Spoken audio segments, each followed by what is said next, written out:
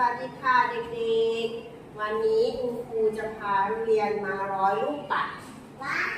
ร้อยลูกปัดอันนี้คือลูกปัดอันนี้คือเชือกจ้ะอันนี้เชือกแล้วก็ให้นักเรียนเอาลูกปัดตรงนี้ร้อยเข้าไปในนี้มีกี่เส้น1